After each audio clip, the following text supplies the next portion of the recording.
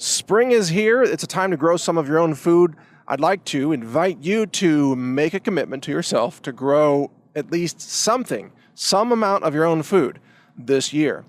And in this podcast, I'm going to give you a tip, a surprising tip of a plant that I found that's ridiculously easy to grow. It produces fruit, and you can grow it indoors, and it's incredibly resilient.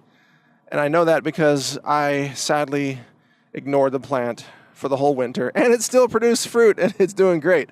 And it's a surprising plant. It begins with a K. I'll give you that hint. It begins with a K, and I'll reveal that to you here in the podcast. And it's a source of vitamin C. It's awesome. Now, okay, for this spring, growing some of your own food is very rewarding. It makes you more self-reliant. And as the people of Venezuela are discovering, if you don't have food self-reliance, then you could end up dumpster diving or starving to death. Did you know the average Venezuelan has lost 25 pounds in since the collapse began there? I mean, it's sad. I'm not celebrating that or anything as socialism's weight loss plan, but people are losing weight because they are starving to death. They're eating zoo animals there, okay? They're raiding the zoo, killing the animals, and serving them up for dinner. They're eating like pets and neighbors' cows. And I mean, if it gets any worse, it's going to become, frankly, cannibalism. I don't know. It's bad. It's very bad. But I don't want to get too dark with this. I want to celebrate spring and the idea that you can grow some of your own food and you can be more self-reliant. But most importantly, you can be healthier, because all the food that you get from the grocery store is contaminated in one way or another. It's a step down from real food. A lot of it's saturated with pesticides and herbicides, but just being in the grocery store, it's also saturated with detergent chemicals, fabric softener chemicals, fragrance chemicals that are they're in all the air of all the grocery stores. So anything you buy in the grocery store, even if it's fresh organic vegetables, it's still contaminated to some degree. It's not the same as having outdoor grown, outdoor harvested, fresh food from your own garden. That's a very different thing. So I want to encourage you to grow what you can. Now, a little plug here for the Health Ranger store. If you go to healthrangerstore.com, we do have a lot of heirloom seeds, some really great heirloom seed packs that you can grow huge varieties of food from your own yard if it comes to that. We've also got a grow tower, which is kind of cool. A lot of people have that indoors near a window, and it has a rotation system. So every plant can face the sun for part of the day. You just have to turn it.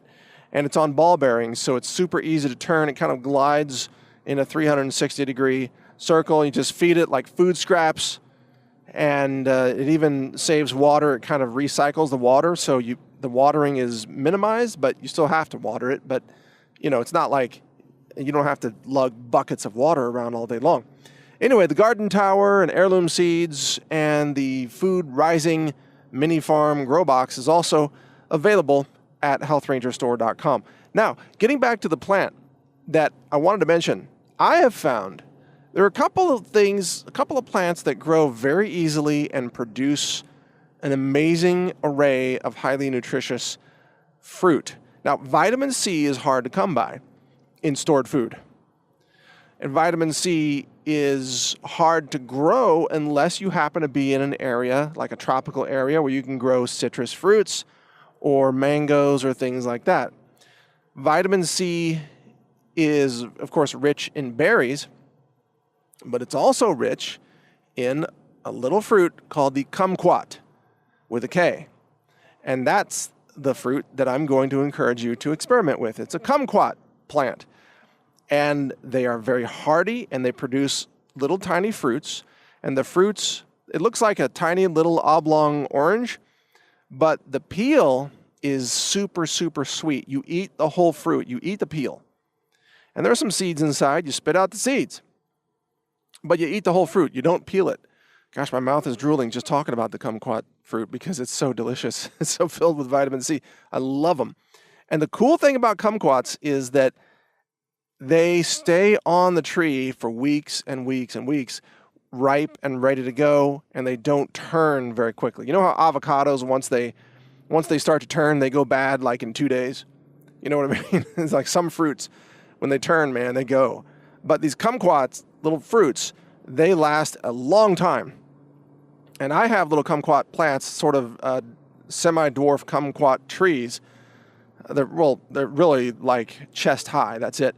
But they produce so many fruits, and the fruits stay on the branches and stems, and you can just pull one off as you're walking by, pop it into your mouth. It's a little vitamin C treat. It's a little fresh fruit treat right there in the middle of your day. And that's the way I like to use these. Just have them around, and when the fruit show up, you just start grabbing fruit whenever you want.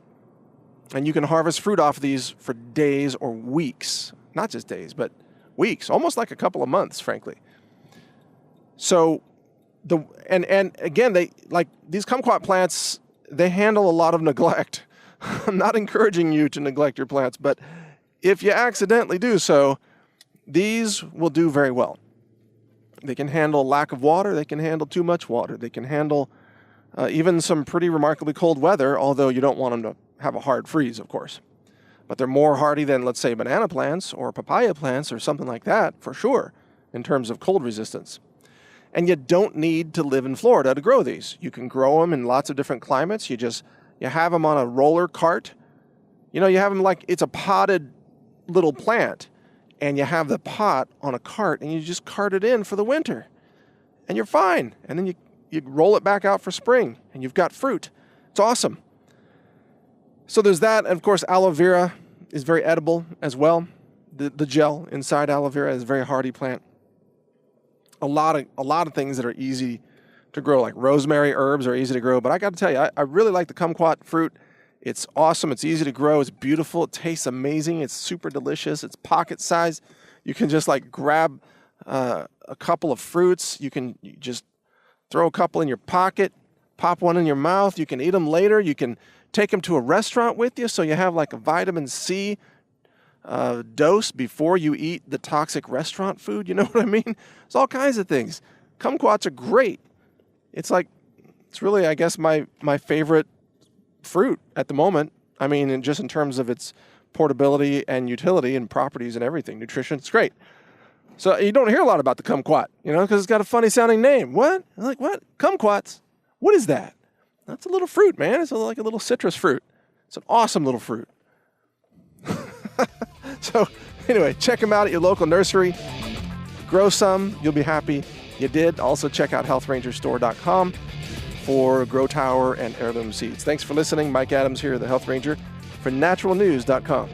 Learn more at healthrangerreport.com. Thank you for watching. If you want to support our mission, visit us at healthrangerstore.com for the world's largest selection of lab-verified superfood and nutritional products for healthy living. It's at healthrangerstore.com.